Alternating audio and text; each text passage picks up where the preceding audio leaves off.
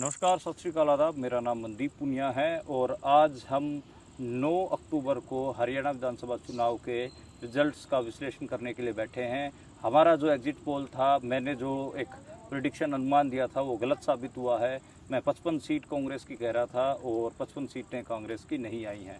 तो विश्लेषण बनता है कि हमारे से कहाँ चूक हुई है। मैं ग्राउंड पर भी था, पिछले 1.5 महीने से लगातार ग्राउंड रिपोर्ट भी कर रहा था। हमारे साथ ज्ञान सिंह मौजूद हैं और ज्ञान सिंह देदना जो हैं वो जेएनयू से पीएचडी कर रहे हैं। वो लगातार जो चुनाव का विश्लेषण है वो लगातार करते हैं, चुनाव के ऊपर नज़र रखते हैं। सबसे पहले तो ज्ञान जी यही बताइए कि हमारे जैसे पत्रकारों से या फिर जितने भी गोदी मीडिया के चैनल भी हैं या जितने भी पत्रकार हैं, सबसे गलती कहाँ हुई, कहाँ चूक हुई? पत्रकारों से कहना कि चूक हुई ये तो अच्छी बात नहीं है।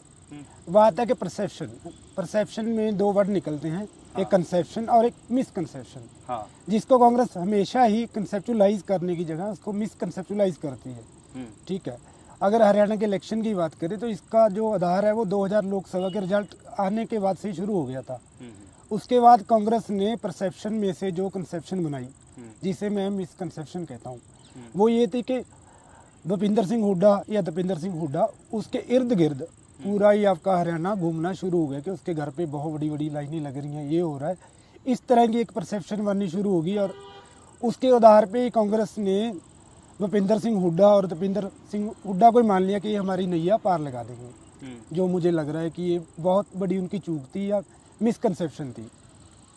अच्छा, मैं जैसे थोड़ा डेमोग्राफी के हिसाब से हरियाणा के रिजल्ट को तोड़ता हूँ। ज्ञान जी, आप थोड़ा इसको भी बताइएगा कि इसमें क्या मामला है। हरियाणा में जैसे 3 बेल्ट अगर हम माने, एक तो जैसे जो यमुना नदी के किनारे किनारे उत्तर प्रदेश और हरियाणा का बॉर्डर है और जीटी रोड भी उसके पैरेलली चलता है, वहाँ पर हम देख रहे हैं कि बीजेपी ने वैसे की वैसी बढ़त बनाई है। अगर हम अम्बाला लोकसभा की बात करें, वहाँ जरूर कांग्रेस को 6 सीटें मिली हैं और एक हिसाब से वो उतना अपना वर्ष नहीं, बीजेपी नहीं बना पाई। लेकिन उससे आगे आप देखेंगे करनाल लोकसभा हो और उससे आगे पानीपत शहर हो या फिर सोनीपत के 6 में से 5 सीटें, सोनीपत तो हुड्डा अपना गढ़ बताते हैं, उसकी 6 विधानसभा सीटों में से 5 जो विधानसभा सीट हैं वो कहीं ना कहीं बीजेपी के खाते में गई हैं। इसके अलावा अहिरवाल की जो बेल्ट है, अहिरवाल में गुड़गांव, रेवाड़ी, महेंद्रगढ़ एक तरफा हमें दिख रहा है कि बीजेपी के पास गया है। फरीदाबाद और पलवल का इलाका भी एक तरफा बीजेपी के पास गया है। तो ये 2 बेल्ट तो मजबूत हुए। सेंट्रल हरियाणा में भी काफ़ी डेंट है, जैसे जो जाटलैंड जिसको कहा जाता है। अब भिवानी जिले की 4 विधानसभा सीटें देखिए आप कि वो कहाँ गई हैं, वो बीजेपी के पास गई हैं।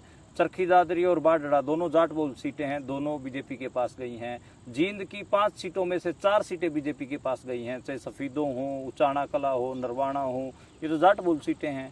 हिसार की बरवाला हो, नलवा हो, दोनों जाट बहुल सीटें, दोनों बीजेपी के पास गई। तो जाट लैंड में भी बीजेपी को सीटें गई हैं। तो ये डेमोग्राफी है, ये मैंने आपको डिस्कस की।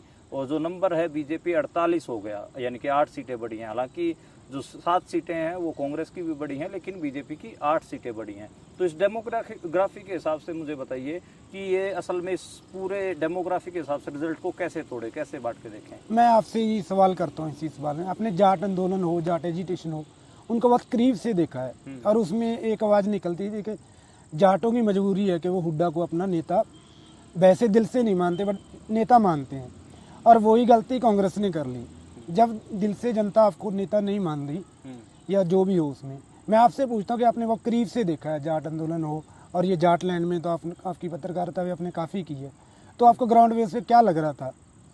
देखो, हुड्डा तो कोई फैक्टर मतलब ये नहीं, मैं जैसे जींद में कहो, हिसार में कहो, भिवानी में कहो, तो हुड्डा कोई बहुत बड़ा फेस नहीं है, ये सच्चाई बात है।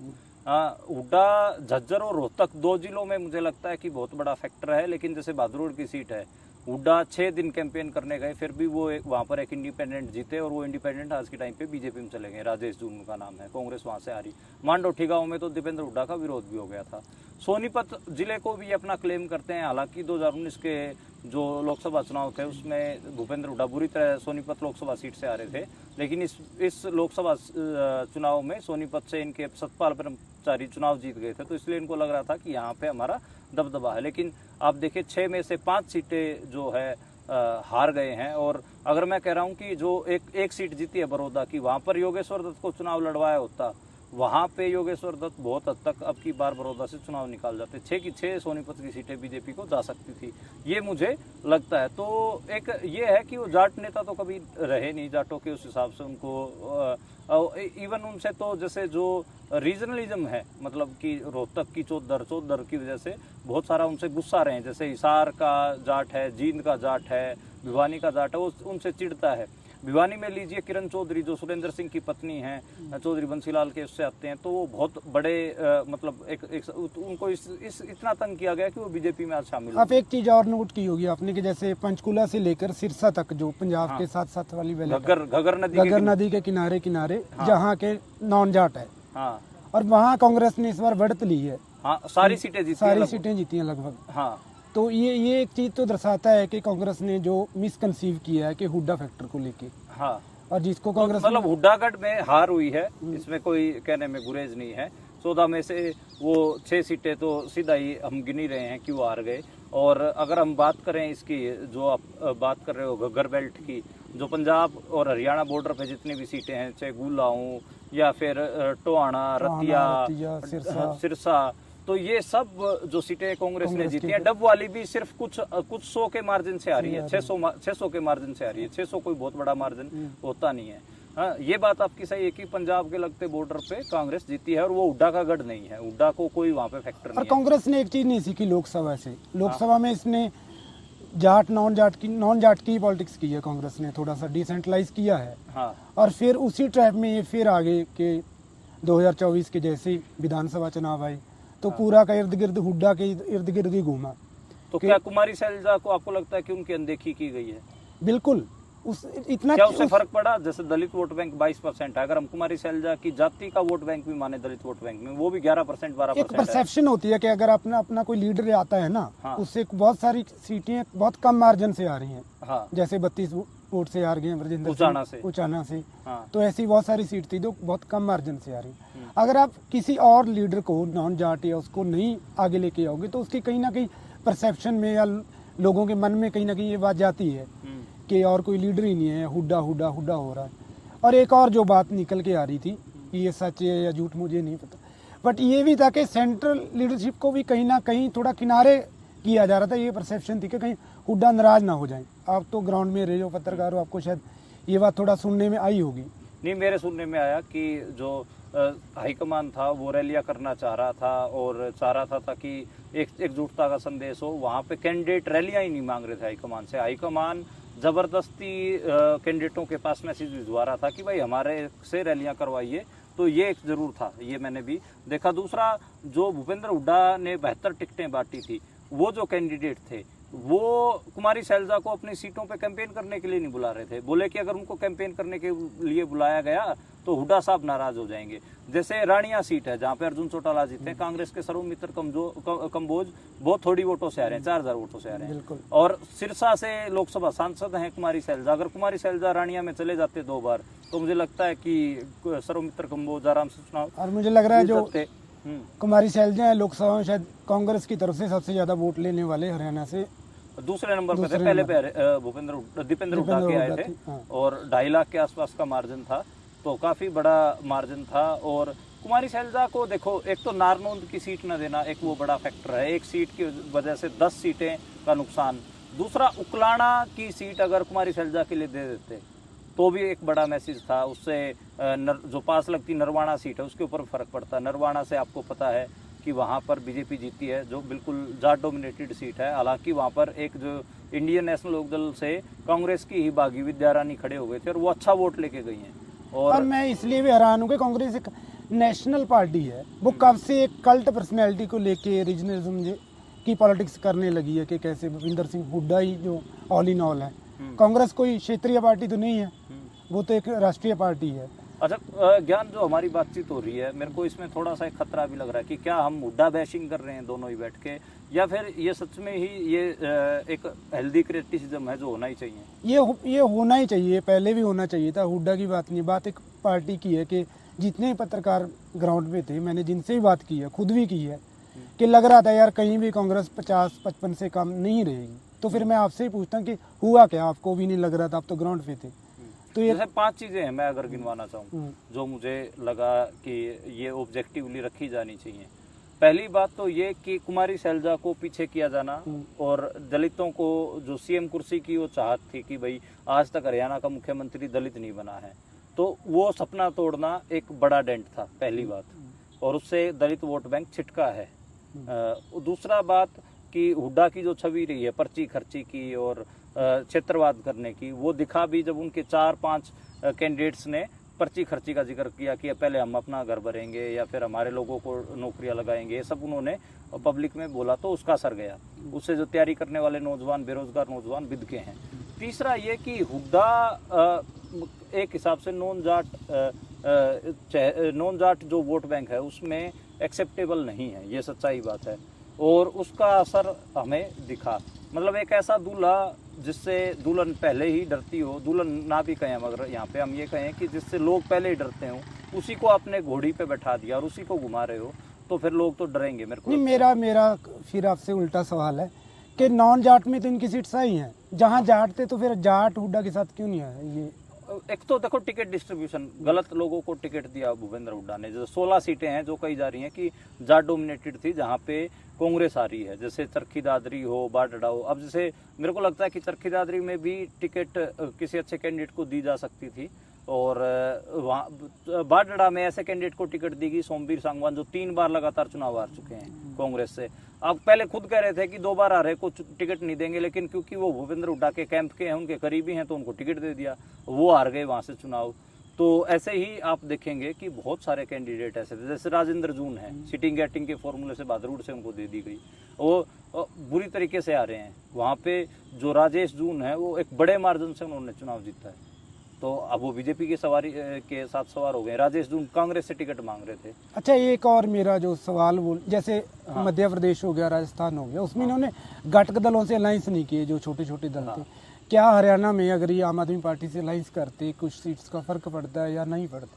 देखो, मेरे को लगता है कि थोड़ा मोरल बूस्ट होता और 2-4 सीटों का तो फर्क पड़ता, और जो इंडिया अलायंस का मैसेज था वो भी बड़ा होता। और अगर अरविंद केजरीवाल और बड़े बड़े नेता, अखिलेश यादव और भी लोग अगर कैंपेन करने आते, इंडिया अलायंस का चुनाव होता, तो मुझे लगता है कि ये चुनाव और जीत के नजदीक होते। या आईएनएलडी को ये साथ ले सकते थे, या आईएनएलडी ने कोशिश की कि आईएनएलडी को साथ लिया जाए।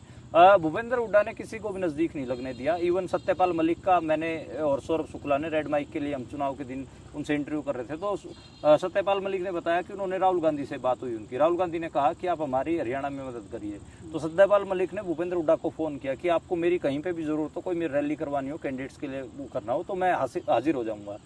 भूपेंद्र हुड्डा ने मुड़ के एक बार भी सत्यपाल मलिक को फोन नहीं किया, और जबकि हम सबको पता है कि जो रूरल सोसाइटी है उसमें सत्यपाल मलिक की ठीक ठाक पकड़ है। एक हिसाब से उनको सुनने तो लोग आते ही हैं, अग्निवीर हो या और 4 मुद्दे हो, कश्मीर का हो, पुलवामा का हो, उस पर 4 बातें ठीक ही बताते। जिस तरह की एंटी इनकम्बेंसी थी हरियाणा में, बेरोजगारी हो, फिर फार्मर्स के इशू हो, और फिर महंगाई हो, और भी बहुत सारे इशू थे, और एक ये यूनिक कार्ड कोई इशू था।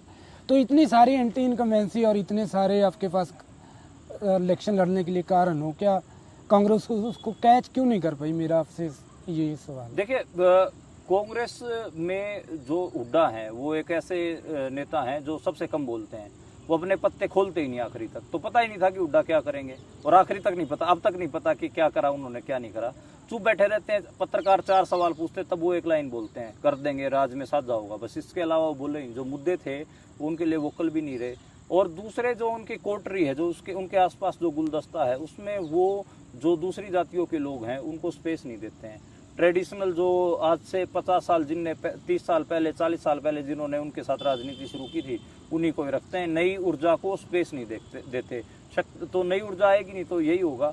अच्छा, इस बात में कितना तथ्य है सर? मैं आपकी एक बात काट रहा हूँ कि कहीं ना कहीं एक बात ये घूम रही थी कि अगर 50 से ज़्यादा सीट्स आ गई तो हुड्डा मुख्यमंत्री नहीं बनेंगे। क्या ये एक पॉलिटिकल कॉन्स्पिरेसी थ्योरी थी जिसको खूब बढ़ाया गया, और उस वजह से कई सारी टिकटें भी गलत बांटी हैं हुड्डा ने। जैसे राय की टिकट है, अपनी रिश्तेदार कृष्णा गहलोत, उनके बेटे की जो साली हैं, उनकी सास हैं वो, तो कृष्णा गहलोत को जिताने के लिए उन्होंने एक हिसाब से वहाँ पर एक कमजोर कैंडिडेट को टिकट दिया। वहाँ से जो ओरिजिनल कैंडिडेट थे जयतीर्थ दहिया कांग्रेस के, वो बीजेपी में चले गए, मौके पे छोड़ दिया उन्होंने, और एक इंडिपेंडेंट भी भूपेंद्र हुड्डा ने खड़ा कर दिया ताकि कृष्णा गहलोत बीजेपी के लिए आसानी हो। कृष्णा गहलोत जीत गई वहाँ से, लेकिन आपकी हुड्डा साहब की एक सीट तो कम हुई ना। ऐसा बहुत खेल किया उन्होंने। तो मुझे लगता है कि ये तो है कि उन्होंने कई सारे इंडिपेंडेंट खड़े किए, ऐसे इंडिपेंडेंट खड़े किए जिनके खड़ा करने की जरूरत है। जैसे उचाना में उनके समर्थक वीरेंद्र गोगड़िया हों, दिलबाग संडील हों, या फिर एक दो कैंडिडेट और हैं, वो खड़े हो गए निर्दलीय, 32,000 वोट ले गए निर्दलीय कैंडिडेट उचाना में, और सिर्फ 32 वोटों से जो है ब्रजेंद्र सिंह वहाँ से चुनाव हार गए। कहाँ 32,000 और कहाँ 32 वोटें। तो ऐसा तो हुआ है कि हुड्डा ने जो कैंडिडेट हैं वो निर्दलीय खड़े करे हैं, उन्होंने बहुत सारी जगह पे खड़े किए हैं। अच्छा, एक और मेरा सवाल है कि हुड्डा के नाम पे कांग्रेस 2 इलेक्शन इससे पहले हार चुकी है बुरी तरह से। अब तीसरा आ रही है। हाँ, तो कांग्रेस की इतनी क्या मजबूरी रही है, मतलब हुड्डा के इर्द गिर्द, और ये लोकसभा में ये नॉन जाट इन्होंने पूरा अच्छी पॉलिटिक्स की है कि कांग्रेस ने। देखो 2005 से पहले हरियाणा में कांग्रेस को समझो, कांग्रेस बेसिकली नॉन जाटों की ही पार्टी होती थी।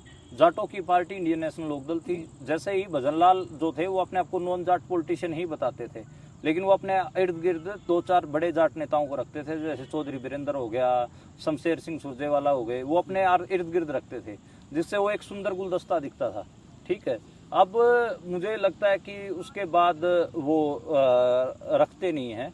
मतलब 2005 के बाद पॉलिटिक्स चेंज हुई, भूपेंद्र हुड्डा आए। भूपेंद्र हुड्डा ने अपने आप को जाट लीडर, जैसे इंडियन नेशनल लोकदल को खत्म करने के लिए अजय चौटाला या फिर ओम प्रकाश चौटाला के जो वोट बैंक थे उसको खींचने के लिए उन्होंने अपने आप को जाट लीडर के तौर पर प्रेजेंट किया, और उसका नतीजा रहा कि 2009 में ही उनको बहुमत नहीं आया था, 40 सीटें आई थी। तो जो भजनलाल की पार्टी थी, जो उन्होंने हरियाणा जनहित कांग्रेस, उसके 6 MLA आए थे, उनके 5 MLA इन्होंने तोड़ के सरकार बनाई थी।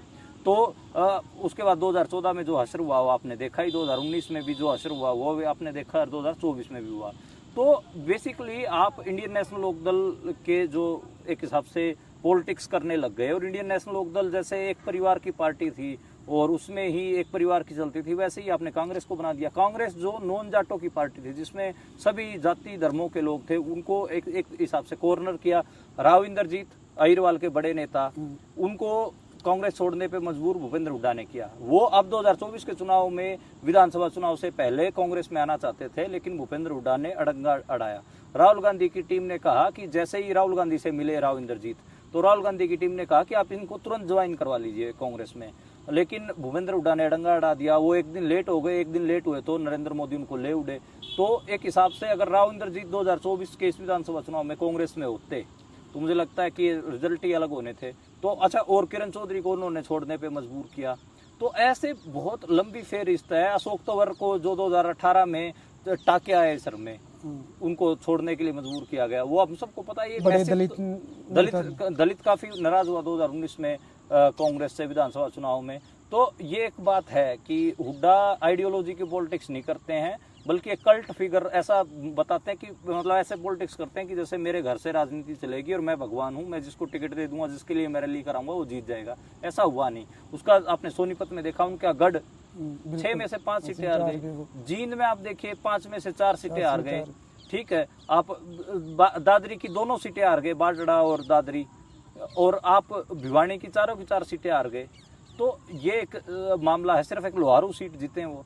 तो ये एक मामला है, मुझे लगता है कि जिसके ऊपर बात होनी चाहिए। झज्जर की भी एक बहादुरगढ़ सीट हार गए आप, जबकि बहादुरगढ़ में आप 6 दिन लगातार कैंपेन करने गए।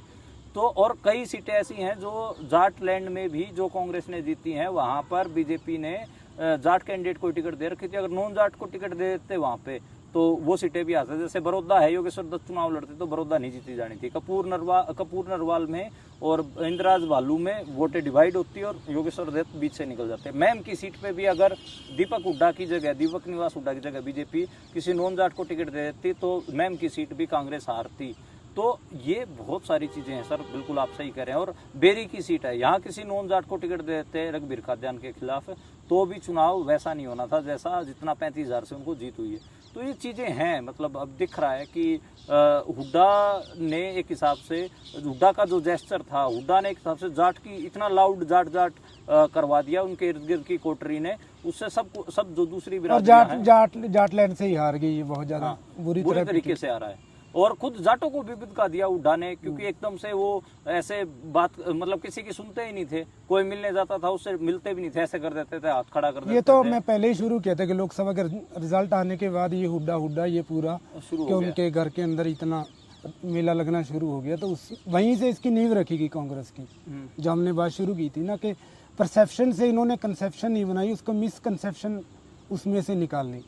अच्छा, मैं आपसे एक सवाल पूछना चाहता हूँ कि बीजेपी का चुनाव उठा ही नहीं, किसी भी फेज में नहीं उठा, फिर बीजेपी इतनी सीटें कैसे लेगी? बीजेपी की क्या आपको लगता है कि क्या स्ट्रेंथ रही? बीजेपी को आप किन मानों में जज करना चाहेंगे, कैसे आप देखना चाहेंगे बीजेपी के परिणामों को? बीजेपी का एक तो हमें मानना पड़ेगा कि माइक्रो मैनेजमेंट पे इलेक्शन लड़ती है, संगठन है उनके संगठन पास, है जो उनके कांग्रेस के पास नहीं है। मैं एक बात बताना भूल गया कि कांग्रेस के पिछले कई सालों से जिला प्रधान नहीं बने हैं, ना ब्लॉक प्रधान बने हैं। अब आप बताइए कि पन्ना प्रमुख बनाना तो दूर की बात है, गांव की कमेटी बनाना तो दूर की बात है, कांग्रेस के पास जिले लेवल का संगठन ही नहीं है, जिला प्रधान भी नहीं है, जिला अध्यक्ष नहीं है कांग्रेस के पास, जिले की कमेटियां नहीं है, और ये हुड्डा साहब ने नहीं बनने दी। ये कहने में मुझे कोई शर्म नहीं है। हाँ प्लीज आप। हाँ तो ये आपने बात रखी है कि एक तो बीजेपी का ये है कि उनका संगठन है और माइक्रो मैनेजमेंट है, और दूसरा है कि माई बाप है, जो ऊपर से आ गया तो वो नीचे तक आपका चलेगा ही। अब कांग्रेस में ये नहीं पता कि सेंट्रल लीडरशिप कुछ कह रही है, हुड्डा साहब कुछ कह रहे हैं। जो आपने बात मैंने आपसे पूछी थी बात कि बहुत सारी नेशनल लीडरशिप की रैलीज नहीं हुई यहाँ कि हुड्डा साहब नाराज ना हो जाए। तो अगर ऐसा इनडिसिप्लिन रहेगा तो पार्टी में डिसिप्लिन नाम की कोई चीज़ तो होनी चाहिए। जैसे रीजनल लेवल पे जो भी इनके लीडर हैं, जैसे कैप्टन साहब थे पहले पंजाब में, हाँ अब हुड्डा साहब वही हैं कि अब 3 इलेक्शन आ रही हैं इन बातों को लेके। और दूसरा है कि यार नॉन जाट कोई मुझे लग नहीं रहा कि कांग्रेस ने कोई बड़ा चेहरा पेश किया है जो। तो अभी आपको क्या दिखता है कि आगे का रास्ता क्या हो जिससे कांग्रेस की हरियाणा में हालत सुधरे? कांग्रेस को नॉन जाट पॉलिटिक्स ही करनी पड़ेगी जो उसकी पहले रही है। अगर ये नहीं करेगी तो इसका आने वाले समय में इससे इनके बुरे हालात होंगे। अच्छा, आपको लगता है कि नॉन जाट पॉलिटिक्स की क्या आपको लगता है कि जो हरियाणा का उनको प्रदेश अध्यक्ष लगाना चाहिए, कोई ओबीसी समाज से लगाया जाए या फिर दलित समाज से लगाया जाए, और भी जो महत्वपूर्ण पद हैं उनकी डिसेंट्रलाइजेशन की जाए, और हुड्डा को पावरलेस अभी के लिए किया जाना चाहिए? है? बिल्कुल। अगर अभी नहीं सब लेंगे तो मुझे नहीं लग रहा फिर कि आने वाले समय में कोई अच्छे नतीजे होंगे। अच्छा, मुझे एक चीज पे और बात करनी है। जैसे आईपैक को ठेका दे रखा था हुड्डा ने, अब पता नहीं, मुझे नहीं पता 100 करोड़ का या 50 करोड़ का, वो मैं नहीं जानता, मेरे सामने पेमेंट दी हुई ना कोई इसका प्रमाण है। आईपैक उत्तर प्रदेश और बिहार के लोग आके उनको जानकारियां दे रहे थे कि हुड्डा साहब मुख्यमंत्री बन गए, ये है वो है। जो यहाँ के लोकल पत्रकार थे जो हुड्डा साहब से मिलते थे, इंटरव्यू करने जाते थे, वो भी उनको सूचनाएं देते थे कि आपके साथ ये हो रहा है, आप गलत कर रहे हो। आपकी उनकी सूचनाएं ना मानकर जो ये एक हिसाब से निजी कंपनियां हैं जो बना रखी हैं, उसमें यूपीएससी फेल जो लोंडे हैं वो भर्ती हो जाते हैं, और वो फिर चुनाव मैनेजमेंट के नाम पे कई 100 करोड़ कैंडिडेट से ले लेते हैं। इनके ऊपर जो हुड्डा साहब ने एकदम सारा छोड़ दिया, खुद कोई काम ही नहीं किया। और दूसरा, जो सुबह 2 ही हेलीकॉप्टर उड़ते थे, एक दीपेंद्र हुड्डा का और एक भूपेंद्र हुड्डा का। दीपेंद्र हुड्डा की Twitter post, Facebook post, social media की जितनी पोस्ट देखें, घुमा दिया ने सिस्टम इस किस्म की थी, और वो ऐसे हेलीकॉप्टर में भाग के चढ़ रहे हैं दिखाने की, और बहुत बड़े नेता वो ऐसे हाथ हिला रहे हैं, जनता पागल हो जा रही है उनके पीछे, ऐसी जो छवि बनाने की कोशिश। और जो मुहावरे थे, सर हुड्डा अब की बार भाई हुड्डा साहब का राज आ रहा है, राज में साझा करेंगे, ये चीजें भी आपको लगता है? ये चीजें ना नेगेटिव गई हैं। एक तो ये हुड्डा साहब का जो राज आ रहा है, जो नॉन जाट या इवन जाट भी, ठीक है। दूसरा यार, अगर 2017 का ना इलेक्शन था, आम आदमी पार्टी पंजाब में इस तरह ही लग रही थी कि आपका ग्राउंड पे कुछ नहीं है, आपके पूरे जो भी आ रहे हैं बाहर से लोग आ रहे हैं जिनको ग्राउंड का पता ही नहीं है। इवन हरियाणा की तो अपनी एक लैंग्वेज है जो उसका वहाँ के लोकल पत्रकार या लोकल लोग ही समझ सकते हैं, उनकी हाजिर जवाबी, और वो इस चीज़ का तो नुकसान हुआ ही है। लग ही नहीं रहा था, मतलब बहुत सारे लोग बोल रहे हैं कि इलेक्शन हो रहा है। अगर हरियाणवी फ्लेवर नहीं आ रहा तो लग ही नहीं रहा कि हरियाणा में इलेक्शन हो रहा है, और वो मिस था। अच्छा, एक मुझे ये बताइए कि चलिए एक बात हुई, दूसरा जो इंडिपेंडेंट्स का रोल है, 17-18 सीटें ऐसी हैं जहाँ पे इंडिपेंडेंट्स तीसरे नंबर पर हैं, और वो जो हार का डिफरेंस है उससे जो कांग्रेस के सेकंड नंबर पे कांग्रेस है उसको बहुत ज़्यादा है नंबर है। ये तो वही टिकट बंटवारे की जैसे आप बात कर रही हैं। दूसरी बात है, क्या आपको लगता है कि हुड्डा को 72 टिकटें नहीं बांटने देनी चाहिए थी?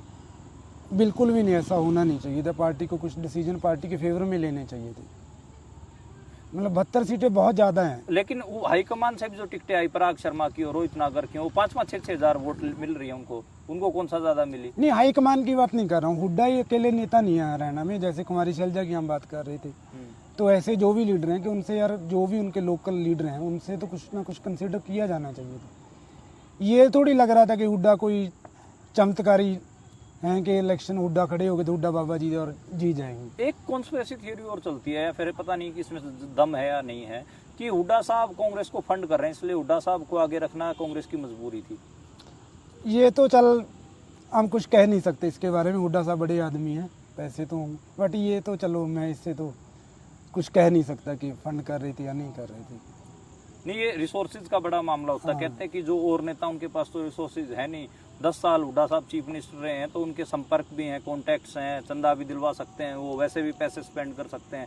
ये बड़ा, ये तो देख है, चंदा के बिना इलेक्शन नहीं लड़ा जाता, इलेक्शन बड़ा इलेक्शन होता है स्टेट का, कहीं ना कहीं इसमें दम होगा, बट मुझे इसकी कोई जानकारी नहीं है ऐसी।